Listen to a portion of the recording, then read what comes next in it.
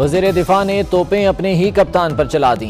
आपको वज़ीर आज़म हमने बनवाया है, गैस बिजली हम पैदा करते हैं और पिस भी हम रहे हैं। आपका यही रवैया रहा तो वोट नहीं दे सकेंगे। हमाद अजहर के समझाने की कोशिश पर खटक ने झड़क दिया। वज़ीर आज़म से सवाल किया है वही जवाब दें। खटक का रद्द अमल। वज़ीर आज़म उठकर जाने लगे तो दीगर अरकान ने रोक लिया। इस दौरान वज़ीर दिफा पार्लिमानी पार्टी इजलास से चले गए।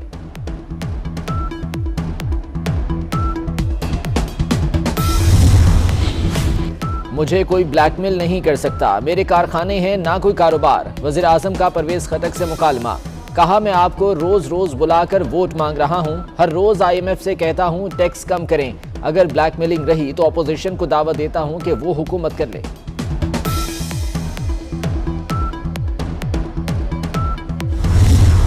साहब से कोई सर थोड़ी कलकलामी है गैस के मामले पे सर आप छोड़ के चले गए थे इजलास? नहीं मैं तो सिगरेट पीता हूँ, बाहर चला गया। मैंने सिर्फ बात की, अपने हक की। वज़ीर दिफा का बाहर दिफाई अंदाज। वज़ीर आज़म से तकरार की वजाहतें देते रहे। कहा इजलास से नाराज होकर नहीं, सिगरेट पीने बाहर गया था। इख्तलाफ कोई नहीं, सिर्फ गैस की बात हुई थी। वज़ीर आज़म पर 100% एतमाद है, किसी को फॉरवर्ड ब्लॉक बनाने नहीं देंगे। सब कहा जा रहा है कि आपके करीबी साथी आपको छोड़ रहे हैं। करीबी साथी आपको छोड़कर जा रहे हैं। सहाफी के सवाल पर वज़ीर आज़म की खामोशी। वज़ीर इत्तलात फवाद चौधरी ने पलटकर सहाफी से ही पूछ लिया कौन से साथी। जवाब में हुकूमती वुज़रा मुस्कुराने लगे। वज़ीर आज़म से नूर आलम खान के भी सख्त सवाल। पूछा हमारे आपको वोट देने से क्या गैस और बिजली मिलेगी? खान साहब बताएं क्या इस बिल से आर्मी अकाउंट्स की तफसीलात अमरीका को दी जा रही हैं? क्या भारत और दीगर ममालिक भी अपने अकाउंट्स की रसाई देते हैं?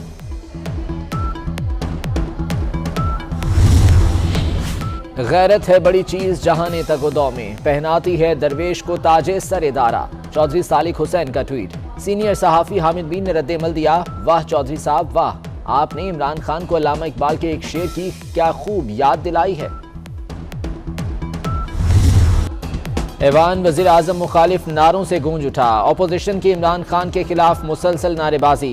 कौमी असम्बली में मिनी बजट पर अपोजिशन की तरमीम मुस्तरद। बिलावल भुट्टो हुकूमत पर बरस पड़े। बोले वज़ीर खजाना जाएं अवाम से पूछें वो क्यों शोर मचा रहे हैं।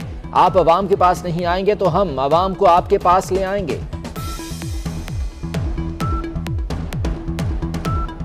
वज़ीर खजाना साहब सवाल कर रहा था कि उसको समझ में नहीं आ रहा है कि इतना शोर क्यों हो रहा है, ये महंगाई और टैक्सेस का तूफान के बाद क्यों हो रहा है। जनाब स्पीकर साहब, हम आपका कराची का एड्रेस जानते हैं, हम आपसे रिक्वेस्ट करते हैं कि उसी कराची के शहरों में आप घूम फिरे, आवाम से पूछे कि मुआशी हालात कैसे हैं, वो क्यों शोर मचा रहे हैं। अगर आप ये कदम नहीं उठा सकते हैं तो जैसे मैंने कहा हम आपका एड्रेस जानते हैं, हम खुद पहुंचेंगे, कराची के अवाम लेकर आएंगे और आपको सुनाएंगे कि मुईशत के हालात ऐसे कैसे हैं। पहले जो लाए थे उनकी वजह से हम आ गए थे, जो लाते ना वही वापस ले जाते हैं। तो अभी जाने का इरादा है कि रहने का इरादा है? 5 साल बाद मेरे ख्याल से ले जाएंगे, लेकिन कभी पहले भी ले जा सकते हैं। अच्छा। उनका जब दिल चाहेगा ले जाएंगे। आपको आज ऐवान में कौन लाया? डॉक्टर आमिर लियाकत से सवाल। जो लाते हैं वही वापस ले जाते हैं। PTI रुकने कौमी असम्बली का तंजिया जवाब। कहा जब दिल चाहेगा वो ले जाएंगे, हमें 5 साल से पहले भी ले जाया जा सकता है। इस किस्म के अजाब में अवाम मुब्तला हैं। इस हुकूमत को घर भेजने के लिए कोई भी तरीका अगर आजमाना पड़े तो आजमाना चाहिए। जिस तरह की नालायकी और नाअहली इस हुकूमत ने और जिस तरह की बेहिसी दिखाई है, पूरे पाकिस्तान के अवाम को, पूरी दुनिया को ये नजर आ रहा है। अभी मरी का वाकया हुआ, आप ये देखें कि किस तरह लोग वो बर्फबारी से नहीं मरे, वो इनकी नाअहली और बेहिसी से मरे। खानदानों के खानदान और उजड़ गए और ये अपने घरों में, बनी गाला में, प्राइम मिनिस्टर्स हाउस में, चीफ मिनिस्टर्स हाउस में हीटर्स चला के सोते रहे और वहाँ लोग मरते रहे। 36 घंटे उनकी हेल्प के लिए कोई नहीं आया।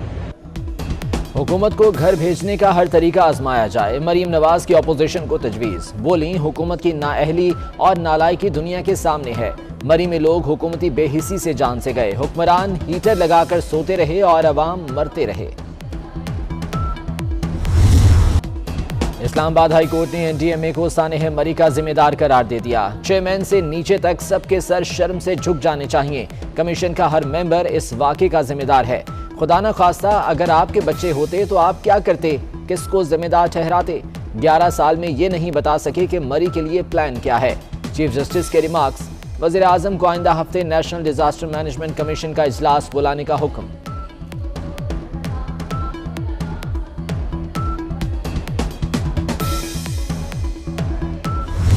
मैंने फैसला किया कि हमने अब और बिजली की कीमतें बढ़ानी नहीं।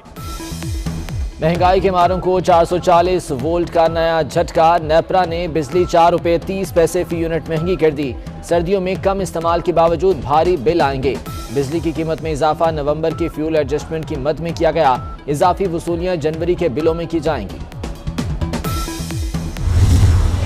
हुकूमत महंगाई की आग पर फिर तेल छिड़कने को तैयार। पाकिस्तान में पहली मर्तबा पेट्रोल 150 रुपये फी लीटर होने का खदशा। 16 जनवरी से पेट्रोलियम कीमतें 6 रुपये फी लीटर तक बढ़ने का इम्कान। पेट्रोल 5 और डीजल 6 रुपये फी लीटर तक महंगा हो सकता है। शुगर की अद्वियात 43% तक महंगी। एमरल की 2 मिलीग्राम की डब्बी 140 रुपये महंगी। कीमत 326 से बढ़कर 466 रुपये हो गई। गरीब पर मुफ्त इलाज के दरवाजे भी बंद कर दिए गए।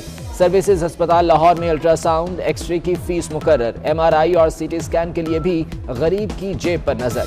मुस्तहिक मरीज भी इलाज के लिए एड़ियां रगड़ने लगे।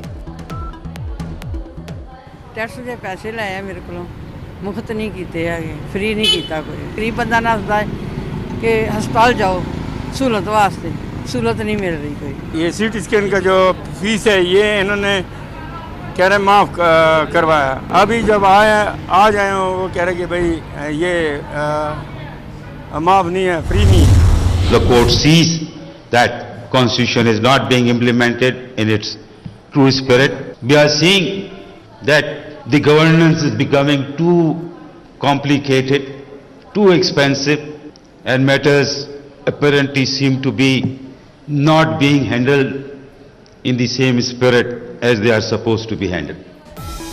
हुकूमत को जो करना चाहिए वो नहीं कर रही, वो काम नहीं हो रहे जो हुकूमत को करने चाहिए। Chief justice of Pakistan justice Gulzar Ahmed का तकरीब से खिताब। कहा अवाम मुश्किल हालात और मसाइल का सामना कर रहे हैं। बतौर चीफ जस्टिस आइन पर अमल कराना मेरी जिम्मेदारी है।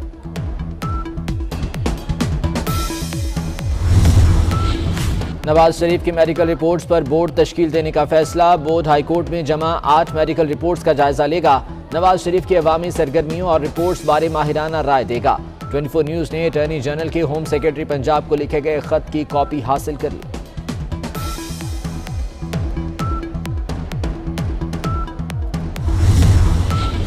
PTCL की बैनुल-अक़वामी सबमरीन केबल में खराबी। मुल्क में इंटरनेट की स्पीड मुतासिर। SMW4 में बहरे हिंद में एक मकाम पर खराबी पैदा हुई। कोरोना खतरनाक रूप धार गया। मुल्क में मुस्बत केसेस की शरह 6% से तजावुज कर गई। 24 घंटे के दौरान 3019 नए केसेस। 5 अफराद जान की बाजी हार गए। कराची में शरह 20% और लाहौर में 10% तक पहुंच गई। रावलपिंडी में भी सूरत हाल खराब, शरह 7% से बढ़ गई।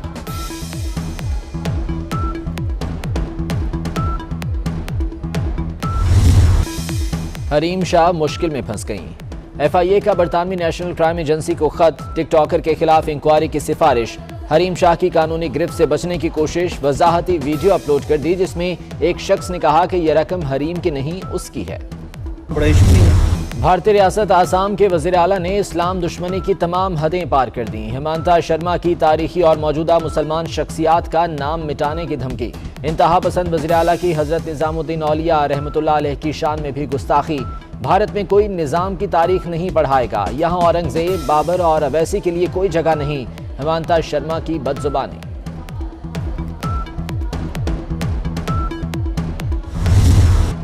आयमा बेग भी FBR के रेडार पर आ गईं। गुलकारा 8 करोड़ 50 लाख की नादहिंदा। FBR का आयमा बेग की गाड़ियां जब्त करने के लिए नोटिस जारी। साइबर क्राइम केस में मीशा शफी के काबिल जमानत वारंट गिरफ्तारी जारी। अदालत ने 1 रोजा हाजिरी माफी की दरख्वास्त भी मुस्तरद कर दी।